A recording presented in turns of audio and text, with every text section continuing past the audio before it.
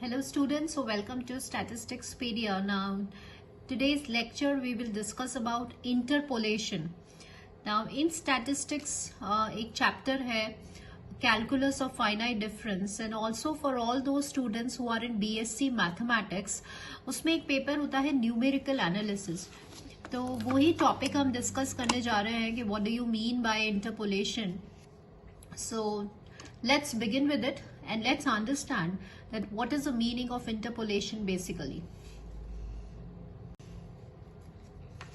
See, we'll consider an example. Suppose if we have any of the curve, let's say y is equals to fx, कोई curve है, simple curve अगर हम represent कर रहे हैं. Now you all know that x जो होता है वो आपका एक independent variable होता है and y जो होता है वो आपका एक dependent variable होता है. So what do you mean by calculus of finite difference या interpolation मतलब क्या होता है? देखिए जैसे जैसे x की वैल्यूज चेंज होती हैं, मतलब इंडिपेंडेंट वेरिएबल की वैल्यूज चेंज होती हैं, वैसे वैसे आप एक कॉरेस्पॉन्डिंग चेंज जब ऑब्जर्व करते हैं इन द डिपेंडेंट वेरिएबल, तो वो जो चेंज है उसको स्टडी करने के लिए हम calculus of finite difference study करते हैं कि वो चेंज कैसे है. अब ये x की वैल्यूज का जो इंटरवल है वो इक्वल भी हो सकता है और अनइक्वल भी हो सकता है, जैसे इसको हम समझते हैं. यहाँ पर ये x की वैल्यूज हैं. अब आप देख रहे हैं कि ये जो डिफरेंस है दोनों के बीच में वो कितना है, 1 है, मतलब इक्वल है. सपोज अगर x की वैल्यूज ऐसे होती 1, 5, 8 एंड 16, तो अब आप देख रहे हैं कि ये डिफरेंस जो है इसका जो इंटरवल है वो कैसा है, अनइक्वल है. तो x can be for equal spaced intervals and x can be defined for unequal intervals. दोनों के लिए जो चेंज होगा डिपेंडेंट वेरिएबल y में, उस चेंज को हम ऑब्जर्व करना चाहते हैं with the help of the branch and that branch is known as a calculus of finite difference. उस calculus of finite difference का एक पार्ट होता है इंटरपोलेशन, जो आज हम समझेंगे. तो पहले हम समझते हैं कि इंटरपोलेशन क्या होता है. देखिए इंटर मतलब होता है विद इन एंड पोलेशन मतलब एस्टिमेट, टू फाइंड. जैसे कि फॉर एग्जांपल ये आपको डेटा गिवन है. अब इस डेटा में मैंने बोला कि ठीक है हमें ये वाली वैल्यू निकालनी है, I want to find the value of this या I want to find the value of this. Yes, तो 1.2 जो है वो विद इन द रेंज है, इसी के अंदर यहाँ पे बीच में एक इंटरमीडिएट वैल्यू है 1.2 या 3.5 कहीं यहाँ पे आ रहा है. तो अगर 0 से लेकर 4 के बीच में आप कोई भी इंटरमीडिएट वैल्यू, इसके बीच की कोई भी वैल्यू अगर आप निकालना चाहते हैं, फाइंड आउट करना चाहती हैं, तो उस टेक्निक को, उस प्रोसेस को हम बोलते हैं इंटरपोलेशन. तो इंटरपोलेशन एक मेथड है जिसमें within the range, inter मतलब within the range of the given series of data, given set of data, if we want to find the value, then it is known as an interpolation. But suppose अगर हमारा question है कि I want to find the value, let's say y5, तो y5 जो है वो इस given data के बाहर वाली value, it lies outside the range of the given set of data. तो जब वैल्यू आपको ऐसी वैल्यू निकालनी होती है जो आपके गिवन डेटा के बाहर लाई कर रही है, तो उसे हम बोलते हैं एक्स्ट्रापोलेशन. तो आज हम डिस्कस करेंगे only and only about interpolation. So interpolation refers to the estimation of the value which is within the given set of data. अगर सपोज हम एक कर्व बना रहे हैं जिसमें वैल्यूज है x0, y0, x1, y1, x2, y2, xn, yn, ऐसी values है, तो ये जो कर्व है ये किसको रिप्रेजेंट कर रहा है, y इक्वल्स टू fx वाले फंक्शन को. ठीक है, यहाँ पे आप x की वैल्यूज डालेंगे इंडिपेंडेंट वेरिएबल की और यहाँ पे आप y की वैल्यूज डालेंगे डिपेंडेंट वेरिएबल की. तो विद इन दैट वैल्यूज, इस कर्व के बीच में, मतलब ऑन दिस कर्व कोई भी पॉइंट अगर हम फाइंड करना चाहते हैं विद इन दिस इंटरवल, तो वो हो जाता है आपका इंटरपोलेशन. तो इसमें हम एक टर्म यूज करते हैं एंड दैट टर्म इज कि जो x होता है, जो इंडिपेंडेंट वेरिएबल आपका होता है, उसे हम कहते हैं arguments. Independent variable they are known as arguments and y जो आपका डिपेंडेंट वेरिएबल होता है उसे हम कहते हैं entries. So these are the two terms जो हम यहाँ पे स्टडी करेंगे. Now in order to interpolate, in order to find the value, हम किसी ऑपरेटर्स की हेल्प लेते हैं. तो सबसे पहला ऑपरेटर हाँ जो हम डिस्कस करेंगे वो है forward difference operator. So now forward difference, forward को हम डेल से रिप्रेजेंट करते हैं and F of X. So I will tell you on the rough paper first. Suppose X है, ठीक है, और यहाँ पे हमारा y equals to F of X है। अब ये जो x है ये क्या वैल्यूज ले रहा है, x के बाद नेक्स्ट वैल्यू हमने बोला x प्लस एच, तो यहाँ पर क्या हो जाएगा f of x plus H, फिर x प्लस 2h, तो यहाँ फंक्शन की कॉरेस्पॉन्डिंग वैल्यू हो जाएगी ऐसे, एंड इट गोज ऑन। सो इसके बीच का डिफरेंस एक ही h है, इसके बीच का डिफरेंस h है, तो मतलब इक्वल HH इंटरवल्स हैं। तो फॉरवर्ड डिफरेंस क्या कहता है, फॉरवर्ड मतलब आगे वाली टर्म। तो सपोज अगर मुझे डेल ऑफ एफ एक्स निकालना है, इसका मुझे फॉरवर्ड निकालना है इस टर्म का, तो इसके आगे वाली टर्म कौन सी है, F of x plus h, तो माइनस सेम टर्म। तो फॉरवर्ड मतलब पहले आप आगे वाली टर्म लिखिए, नेक्स्ट टर्म लिखिए, माइनस सेम टर्म लिखिए। सपोज अगर हमें फॉरवर्ड निकालना है F of x plus 2h का, तो x प्लस 2h के आगे वाली टर्म क्या होगी, इसमें आप h और ऐड कर देंगे, तो क्या हो जाएगी f of x plus 3h, next term minus same term. तो ये हमारे फॉरवर्ड का फॉर्मूला हो गया। So this is a formula for your forward difference. Now suppose if we want to find del square f of x, del square F of x, तो what you have to do, आप इसको break कर सकते हैं into del of F x, and then इसका जो term आप लगाएंगे वो क्या हो जाएगा आपका, next term minus same term. Now अब आप डेल को अंदर ले जाएंगे तो आपका ये ऐसे हो जाएगा। तो बेसिकली जो डेल स्क्वायर आया है आपका f of x, that is equals to this. So यहां हमें क्या समझ में आया कि जब हम सेकेंड फॉरवर्ड डिफरेंस ले रहे थे तो next term minus same term तो हमें लिखना ही है, लेकिन यहाँ पे जो हो रहा है वो डेल की पावर एक कम हो रहा है। अगर सेकेंड डिफरेंस निकाल रहे हो तो यहाँ पे 1 आ रहा है। So suppose if I ask you कि what will be the value of this del cube f of x plus h, तो इसका फॉर्मूला हम कैसे फ्रेम करेंगे, एक्स प्लस एच की नेक्स्ट टर्म क्या है, पहले आप वो लिख दीजिए f of x plus 2h, next term minus same term. अब हमने क्या देखा है कि अगर डेल क्यूब है, थर्ड डिफरेंस है, तो यहाँ पे आपको इसका एक कम लिखना है, तो ये इसका हो गया del square. So we can form the general formula. So now here we can form the general formula, चाहे सेकेंड डिफरेंस निकालना हो, फोर्थ डिफरेंस निकालना हो, तो nth डिफरेंस जब निकालना है तो क्या करना है, सपोज एफ ऑफ एक्स का, तो सबसे पहले आप फॉरवर्ड, तो फॉरवर्ड टर्म क्या हो जाएगी इसकी, next term minus same term, उसके बाद आप डेल लिखिए, एंड फ्रॉम हियर हमने इस सारे फॉर्मूलेस को देखकर कैसे जनरलाइज किया कि अगर आपको nth डिफरेंस निकालना है तो आपको यहाँ पर एक कम लिखना होगा, तो एक कम क्या हो जाएगा इसका, n माइनस 1, ठीक है। So this is a general formula. अभी हम इसके कुछ एग्जाम्पल्स कंसिडर करेंगे and then we will solve these examples. Now suppose अगर आपका एफ एन जो है वो एन स्क्वायर है और अगर आपको del of F N find out करना है, and here it is given that H is equals to 1। So what do we mean by this कि सपोज एक्स की वैल्यू एंड यहाँ पे y is equals to F X है। x अगर आपका n है तो उसके आगे वाली टर्म हम क्या लिखते हैं, n प्लस एच लिखते हैं, लेकिन यहाँ पे h क्या है 1, मतलब एक एक डिफरेंस का गैप है, तो n plus 1, n plus 2, n plus 3 ऐसे हैं वैल्यूज, एंड कॉरेस्पॉन्डिंग इसकी वैल्यूज हो जाएंगी ऐसे।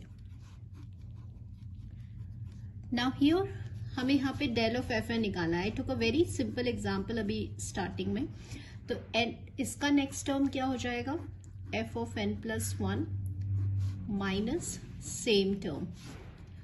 अब n प्लस 1 क्या हो जाएगा, गिवन फंक्शन से n प्लस 1 का square minus n square, and simply जब आप इसको सब्सटीट्यूट करेंगे then we will get the answer as 2n plus 1। तो ऐसे हम किसी का भी फॉरवर्ड डिफरेंस निकाल सकते हैं। Let's consider one more example. अब हम एक फंक्शन कंसिडर करते हैं। Now suppose here if we have a question, suppose अगर आपके पास ये फंक्शन है और आपको डिफरेंस निकालना है, तो सबसे पहले हम क्या करेंगे कि इसको डेल को डिस्ट्रीब्यूट कर देंगे. It is you all know कि what is a distributive function. Then we have applied the definition over here कि अब हम फॉरवर्ड डिफरेंस लगाएंगे. तो जब आप इसका फॉरवर्ड डिफरेंस लगाएंगे तो डेल ऑफ एक्स मतलब नेक्स्ट टर्म, तो वो हो जाएगा x plus H minus same term that will be x plus. अब ये एक ट्रिग्नोमेट्रिक फंक्शन है, तो अब जब आप इसका नेक्स्ट टर्म लिखेंगे तो cos next term minus same term. Now थोड़ा सा आप इसको सिंप्लीफाई करेंगे तो here you will get H. Now here we will apply cos A minus cos B. So what is the formula for cos A minus cos B? It is 2 sin a plus b by 2 into sin b minus a by 2. So we will apply over here. तो ये हो जाएगा 2 twice of sin a plus b by 2. जब आप इसको add करेंगे तो 2x h by 2 into sin, ध्यान रखना है b minus a by 2, तो ये हो जाएगा minus of h by 2. Now what we know, sine of minus theta क्या होता है? माइनस ऑफ माइनस थीटा क्या होता है? माइनस साइन थीटा होता है, क्योंकि ये ऑड फंक्शन है. तो ये माइनस जब आ जाएगा तो आपका आंसर फाइनली क्या हो जाएगा? इसको थोड़ा सा डिवाइड करके मोस्ट सिंप्लीफाइड फॉर्म में इसका आंसर अप्लाई कर दिया. So this is how we implement the difference operator, that is forward difference operator. Now we will study about the second difference operator, that is your shift operator or displacement operator. So next operator, it is the most simplest one, that is a shift operator or a displacement operator. Suppose इसको हम capital E से represent करते हैं. Shift operator क्या होता है? Suppose ये ई की पावर 1 है, मतलब आपको एक टर्म आगे जाना है. तो x का एक टर्म आगे क्या है? x plus h. तो how you have to write f of x plus h. अब जैसे ई स्क्वायर है, ई स्क्वायर मतलब यहाँ अभी आप यहाँ पे हैं और आपको दो टर्म्स आगे जाना है, तो 1 and 2. तो कहां पर आ गए आप? x plus 2h.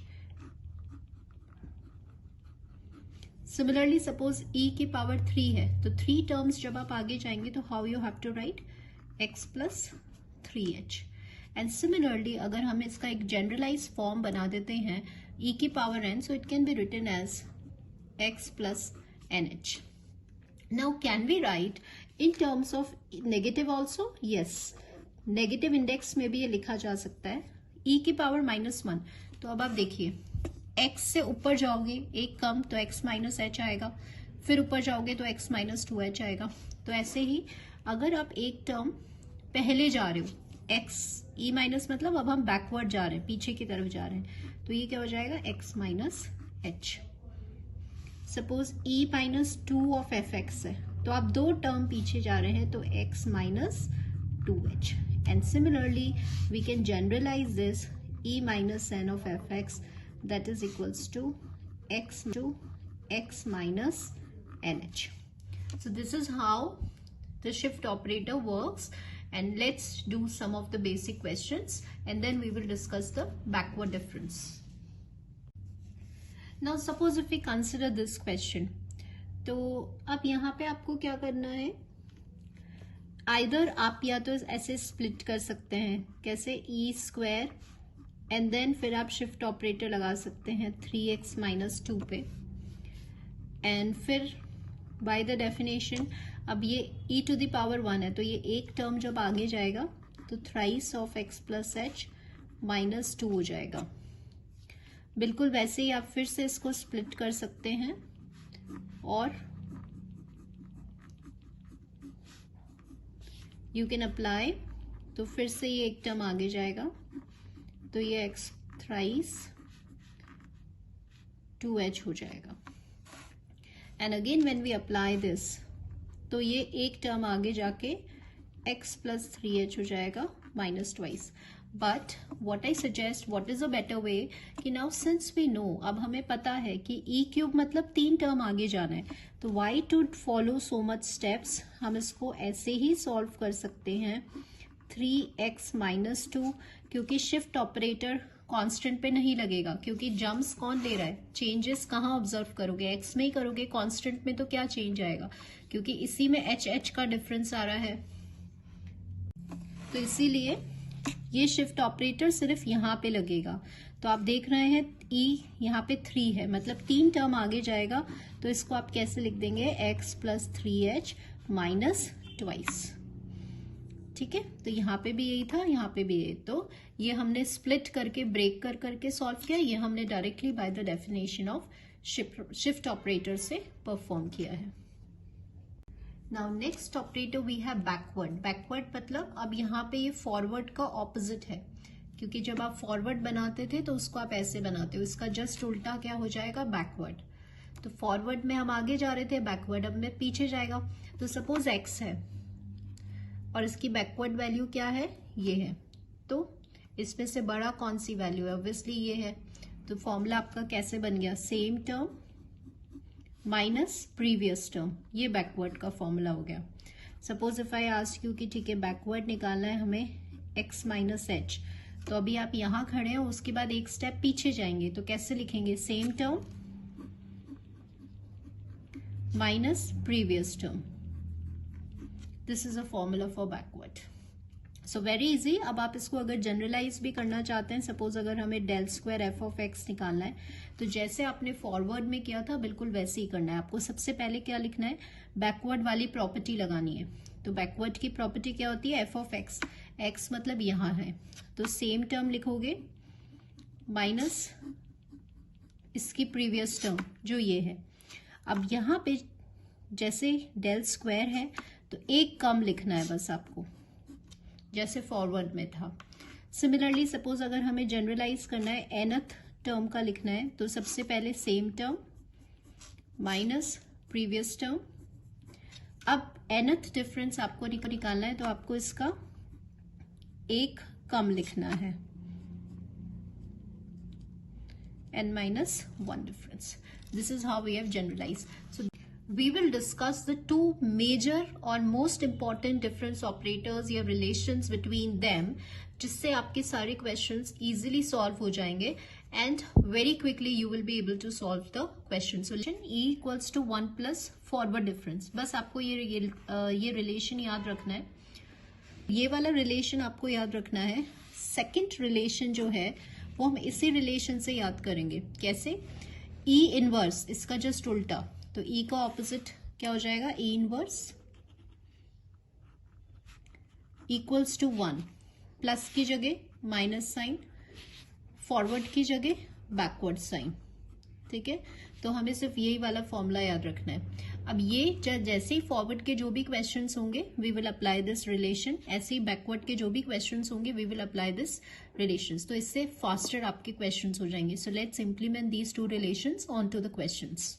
Now suppose अगर आपका ये फंक्शन गिवन है, so here what is a function, function जो है वो आपका है thrice of E to the power of X, and इसका हमें सेकंड फॉरवर्ड डिफरेंस निकालना है। तो पहला मेथड तो क्या है कि आप फॉरवर्ड डिफरेंस वाली जो डेफिनेशन है, बेसिक डेफिनेशन कौन सी, next term minus same term, उससे आप अप्लाई करें।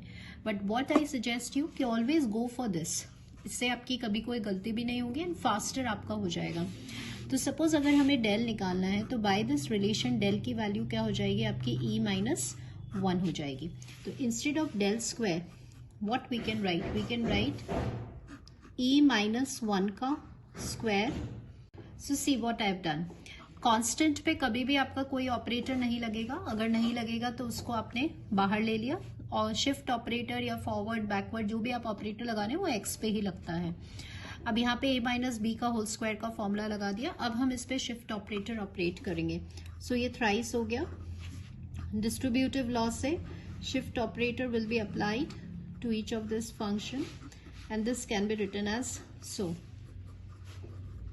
Now यहाँ पे स्क्वायर है, स्क्वायर मतलब 2 टर्म आगे जाएगा, तो जो भी आपका फंक्शन है x को आप रिप्लेस कर दीजिए x प्लस 2x से, e की पावर 1 मतलब 1 टर्म आगे जाएगा तो x प्लस h, और ये आपका एज इट इज रहेगा।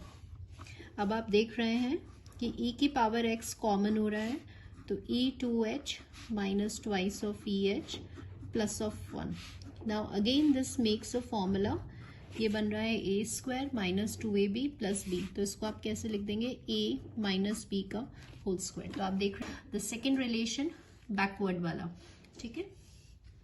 सो students, here I will show you how to solve it with by the basic definition and by the help of the relations. दोनों ही मेथड से हम करेंगे। तो जब आप बेसिक डेफिनेशन ऑपरेट करते हैं तो आप सिंपली डिस्ट्रीब्यूट कर रहे हैं इस ऑपरेटर को ओवर दिस। देन जब आप इस पे अप्लाई करेंगे, ये आपका फंक्शन है तो बैकवर्ड मतलब एक टर्म पीछे जाएगा, तो x square same term minus previous term. Constant पे कभी भी बैकवर्ड नहीं लगेगा, तो आप इसको बाहर लेंगे, सिर्फ एक्स फंक्शन पे लगता है। फिर यहाँ पे हम इसको ओपन कर रहे हैं A square minus B square वाले फॉर्मूले से। Here we have applied backward, same term minus previous term, and after some simplification we got this answer as, so this we have done with the help of the basic definition of backward difference। अब हम इसको relation से करेंगे। Relation क्या होता है, E inverse equals to 1 minus backward। so how we can write this backward difference? backward difference को आप क्या लिख सकते हैं, 1 minus E inverse।